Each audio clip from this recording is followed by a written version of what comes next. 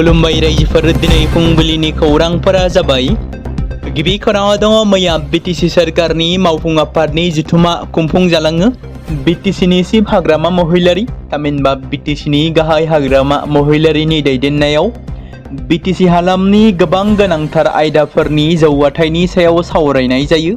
मावफुं जथुमायाव बिटिसिनि गाहाय हाग्रामा महिलारि डिपुटि चिफ रिहन दैमारिखौ लाफानानै मावफुं सोद्रोमा बिथांमोनाबो बाहागो लादोंमोन। आसामाव नैथि खेबनि थाखाय गिबि मन्थ्रिनि बिबान रुजुननायनि उनाव गिबि मन्थ्रिनि गिबि खौरांगिरि मेल खुंदों। केबिनेटआव दिखांजानाय थिरांथाफोरखौ फिन आरोबाव गिबि मन्थ्रिया फोरमायथिनानै होबावदों। बिथाङा बुंदों, मन्थ्रि एमएलए आरो सोरखारि मावख'गिरिफ्रा फैगौ 6 दानसिम गुबुन हादोराव दावबायनो एबा थांनो मोननाय नङा। 26 मे खालि इउसिसिखौ सदनाव थिसननाय जासिगोन। ट्राइबेल सुबुं आरो धोरोमारि खान्थिफोरखौ इउसिसिनि आवथायाव गोग्लैनाय नङा। सोरखारा 15 आरो 20 बोसोर गोजाम जानाय पेट्रल आरो डिजेलनि गारिफोरखौ बन्द खालामगोन। फैगौ 5 बोसोराव 2 लाख लाइमोनफोरनो साख्रिनि थिसनथाइ होगोन होननानै गिबि मन्थ्रिया फोरमायो। आसामनि लाइमोन बिथांजोआ मिस ग्रेन्ड इन्डिया 2026 आव जाफुंसार जानो हादों। सा सानजा ओनसोलनि बादायगिरि जानानै माहारियारि थाखोआव देरगानाय आरो गोग्गानाय लाबोनो हादों। मृगश्री बरुवाया मिस ग्रेन्ड इन्डिया 2026 आव फार्स्ट रानार आप बिमुं आवग्रिनो हादों। दिल्लीनि तालकतरा स्टेडियामाव जानाय मिस ग्रेन्ड इन्डिया 2026 नि जौसांखौ मृगश्री बरुवाया जंखांहोदों। हादोरनि गुबुन गुबुन जायगानिफ्राय फैनाय बादायगिरिफ्रा बाहागो लानाय बे हाबाफारियाव आइजो गोहो, हारिमु आरो माहारियारि खौसेथिनि सायाव नोजोर होनाय जादोंमोन। 24 बोसोर बैसोनि मृगश्री बरुवाया गोबां समायना आरो रमायनाजों आसामनि फिसा महरै सिनायजादों। दिल्लीयाव खुंजानाय एबा बादायलायनायाव महाराष्ट्र, उत्तर प्रदेश आरो केरेलाजों लोगोसे गुबुन गुबुन हादोरसाफोरनिफ्राय खमैबो सा 30निबो बांसिन बादायगिरिफ्रा बाहागो लादोंमोन होनना बे समाव मिथिनो मोन्दों।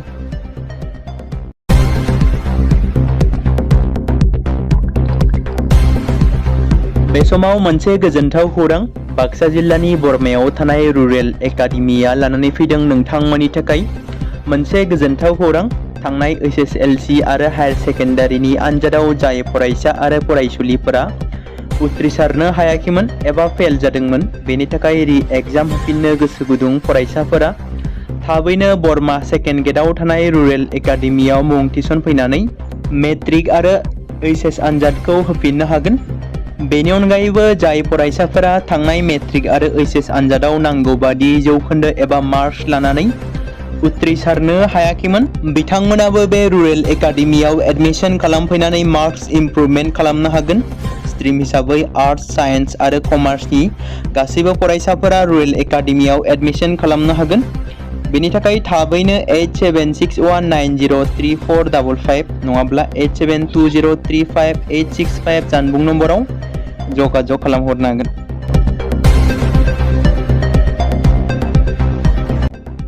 केबिनेट मन्थ्रि महरै समायखिरा लानायनि उनाव मन्थ्रि चरण बर'आ गिबि खेबनि थाखाय अदालगुरियाव थानाय गावनि न'आव नुजाथिदों। मन्थ्रि बिथाङा रायजो राजाफोरनि गेजेराव नुजाफैनाय लोगो लोगो दोलोनि मावथि आरो हेफाजाबगिरिफ्रा बिथांखौ मोसानानै आरो पटका गावनानै मन्थ्रिखौ गोसो गोरबोजों बरायदों। बेनि उनाव खौरांगिरिफोरनि सिगाङाव मन्थ्रि चरण बर'आ बुङो दि दिनै गोबां हारिनि सुबुंफ्रा ओंखारबोबाय, सुबुंफ्रा गोबां मिजिंथिदों। 12 मे खालि समायखिरा लानायनि उनाव दिनै आं गिबि खेबनि थाखाय आंनि आंगो न'आव दावबायफैदों। सुबुंफोरा आंखौ ओरैबायदि बरायदों, बेजोंनो आं जोबोद गोजोननाय मोन्दों। हादोरसा आरो अदालगुरि मोन्नैनिबो थाखाय गोबां खामानि मावनो गोनां दं। दिनै बे बिथिङाव आं बिपिएफ दोलोनि गाहाय मावफुं सोद्रोमा हाग्रामा महिलारि आरो लेङाइ गाहाय मावफुं सोद्रोमा रिहन दैमारि बिथांमोननिसिम साबायखर बावहरदों।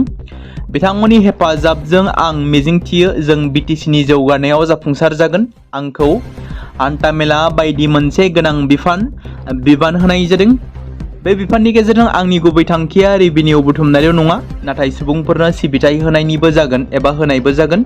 बेनिखायनो आं सुबुंफोरखौ सिबिनायजों लोगोसे गुबुन गुबुन बिथिंफोराव गोसो होगोन होनना बिथाङा खौरांगिरिनि सिगाङाव बेबायदि बुङो। ललिता बर' मुंनि सासे बर' बिमा आइजोआ गोमानानै दं। बर' समाजाव खारनाय, दोनखारनाय, गोमानाय जाथाया माब्ला जोबगोन? ललिता बर'आ थांनाय 10 एप्रिल खालारनिफ्राय दानसेयानो जाबाय गोमानानै दं।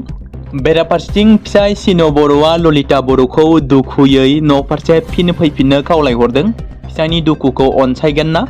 ललिताया फिसाय सिन' बर'आ न' फारसे फैफिननो खुथारै खावलायहरदों। बिसि ललिता बर'खौ उदालगुरि जिल्लानि डिमाकुसि पुलिस थानानि सिङाव थानाय नागासुबा बगरिबारि गामिनि सिन' बर'नि बिसि सासे गथ'नि बिमा ललिता बर'आ थांनाय 10 एप्रिल खालारनिफ्राय दिनैसिम दानसेनिबो बांसिन सान गोमानानै दं। गोबां नागिरसेयावबो जेरावबो जेनिबो गुमुर मोननाय जायाखै।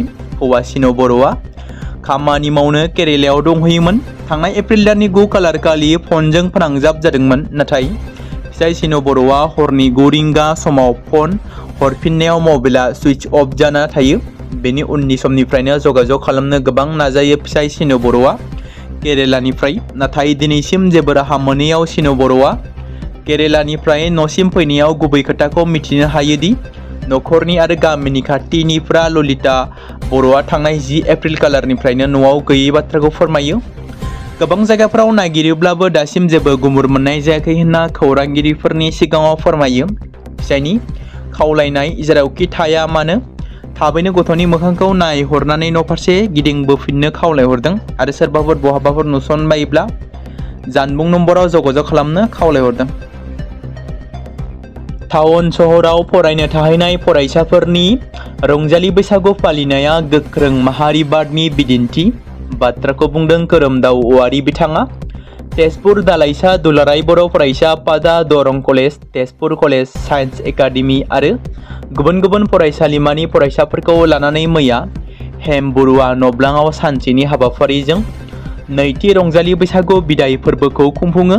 दालाइसा एबसुनि आफादगिरि बुहुमसा बसुमतारिया मासि लानानै दैदेननाय बैसागु फोरबो फालिनाय हाबाफारिखौ बेखेवनानै होयो।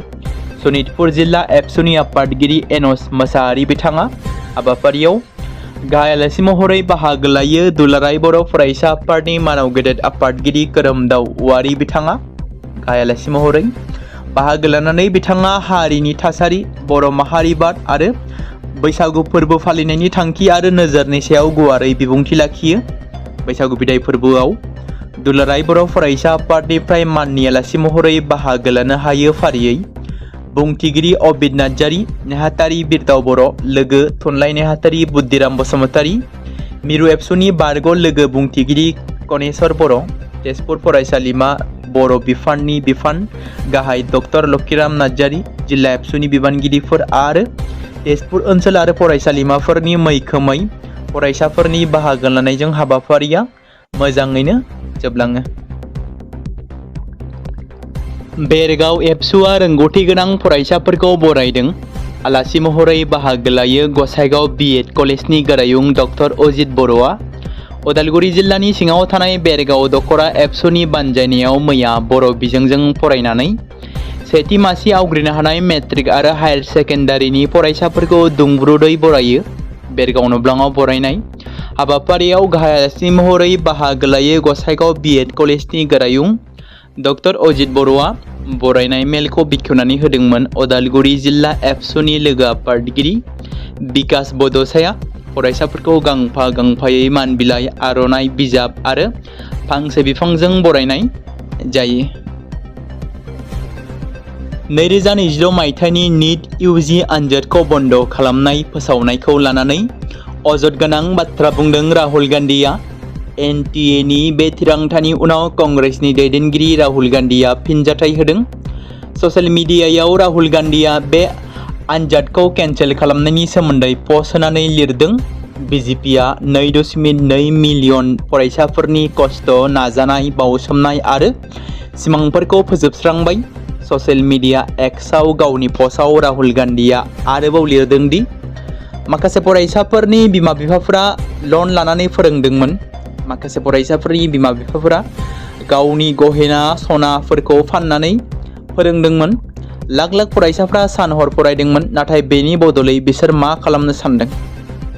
सोंथि बिलाइआ लिक जादोंमोन। सोरखारि नेवसिनायनि थाखायनो बेफोर जाथाया जादों होननानै बुंदों। आरो बेयो फेलेंल' नङा, बेयो लाइमोन जोलैनि इयुननि बेरेखा मोनसे दाय। जेब्लायबो सोंथि बिलाइनि लिक जानायनि थाखाय खस्थ'यै फरायनाय रोंगौथि गोनां फरायसाफोरा भुगिनांनो गोनां जायो। मख'नो गोनांदि निट इउजि आनजादा 3 मे खालिनो जादोंमोन, नाथाय NTA आनजादखौ केन्सेल खालामनानै सोंथि बिलाइ लिक जानायखौ दाय खालामो। फारसेथिं बे जाथायाव लोब्बा गोनां सा 15 सुबुंखौ हमनाय जादों। बेजों लोगोसे गासै जाथायनि सायाव नायबिजिरनाया दासान्दि सोलिगासिनो दं होननानै मिथिनो मोन्दों। मन्त्रि चरण बर'नो वेलफेयार अफ बड'लेण्ड आरो ट्रेन्सपर्ट बिफानखौ होबाय। डक्टर हिमन्त बिश्व शर्मानि गोदान सोरखारा 4 मन्थ्रिफोरनो बिफानखौ राननानै होबाय। मख'जाथावदि हिमन्त बिश्व शर्मानि मन्त्रि आफादाव बिफान राननाय हिसाबै मन्त्रि चरण बर'नो ट्रेन्सपर्ट, वेलफेयार अफ बड'लेण्ड, हान्थामेला बिफान आरो बड'लेण्ड जौगाथायनि बिफानखौ होबाय। मन्त्रि रामेश्वर तेलीनो transformation and development, labour welfare, tea tribes and Adivasi welfare, जेराव ट्रेन्सफरमेशन आरो जौगाथायनि बिफान, मावसुमा जौगाखां आरो सा हारिसा आदिबासी अनसाय बिफानखौ होयो।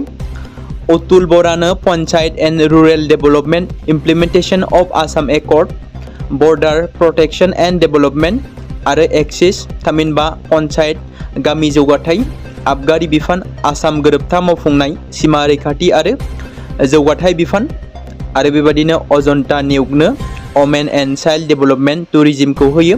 आइजो आरो गथ'सा अनसाय दावबाय बिफान। सानसुमा रामसियारिनि बाखनायथाव हाबा। फरायना सनिया बसुमतारीनो HS थाखोआव एडमिशन लानो थाखाय अनसुंथाइ होदों।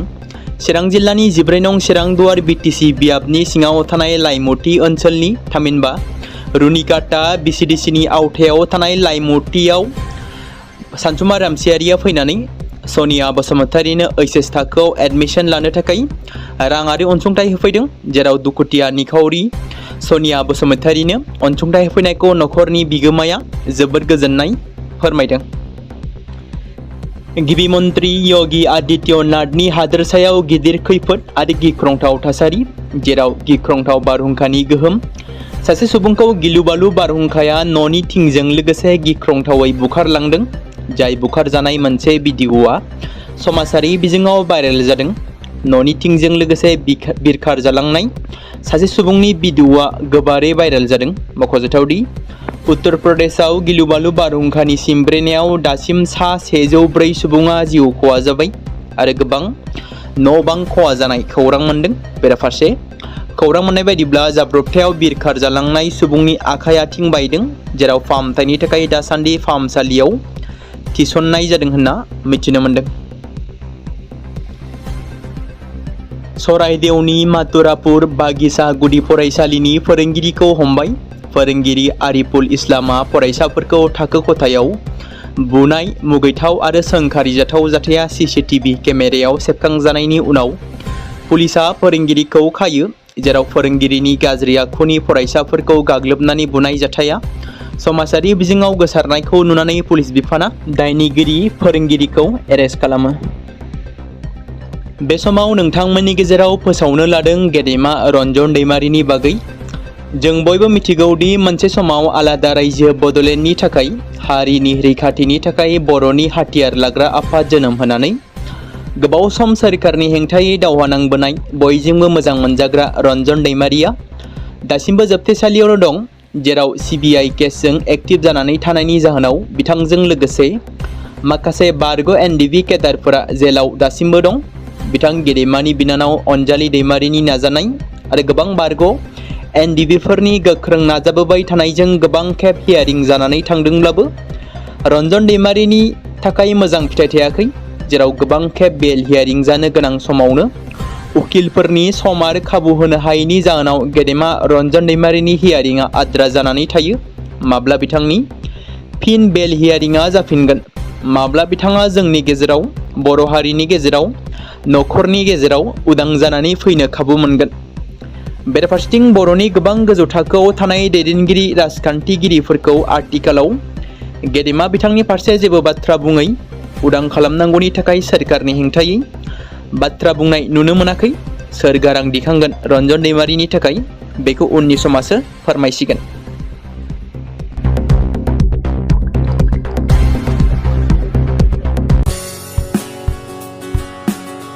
बे समाव मोनसे गोजोनथाव खौरां क'क्राझार जिल्लानि सिङाव थानाय बड'लेण्ड एकाडेमि सेनियर सेकेन्डारि स्कुला लानानै फैदों बिटिसि हालामनि थाखाय मोनसे गोजोनथाव खौरां 2026 आरो 2027 सोलोंथाइ बोसोरनि थाखाय क'क्राझार तिनिआलिनि हल्टुगाव आउटपस्टआव थानाय बड'लेण्ड एकाडेमि सेनियर सेकेन्डारि स्कुला फार्स्ट इयारनि थाखाय प्रि एडमिशन एबा जेबो बेसेन होनाङालासे मुं थिसननाय आरो फर्म गथायनाया दासान्दि सोलिगासिनो दङ आरो बेनि गेजेराव देग्लायनि मेट्रिक आनजादाव 100आव 75 जौखोन्दोनि गोजौआव जौखोन्दो लानानै उथ्रिसार जानो हानाय साबा फरायसा एबा बिजाथिफोरनि थाखाय आबुङै जेबो बेसेन होनाङालासे मुं थिसननो आरो फरायनो थाखाय खाबु होनाय जादों आरो बेनि अनगायैबो बोसोरै फरायसा आरो फरायसुलिफोरखौ लानानै EBS ट्रिप एबा सोलोंथायारि दावबायनायखौ लानाय जायो। मख'जाथावदि बे बड'लेण्ड एकाडेमि सेनियर सेकेन्डारि स्कुलाव आर्ट्स स्ट्रिमनि थाखाय आयदा हिसाबै इंलिश ML बड', political science, education, history, economics, advance बड' गासैबो आयदाखौ मोननो हागोन आरो बे सेकेन्डारि स्कुलाव इंराजि आरो बर' बिजोङा थागोन। मोजां सोलोंथाइ लानायनि अनगायैबो बड'लेण्ड एकाडेमि सेनियर सेकेन्डारि स्कुलाव उफ्रा सोलोंथाइ हिसाबै एनभायरनमेन्ट फिल्ड स्टाडि बायदिखौ लानानै सोलोंथाइ लानो हागोन। बेनि अनगायैबो बे फरायसालियाव हौवासा आरो हिन्जावसाफोरनि थाखाय आलादा आलादायै हस्टेलनि खाबुफोर होनाय जादों। बेनि थाखाय नोंथांमोना आबुङै मिथिबावनो थाखाय एबा थोंजोङै फोनांजाब खालामहर 9101488399 जानबुं नम्बराव।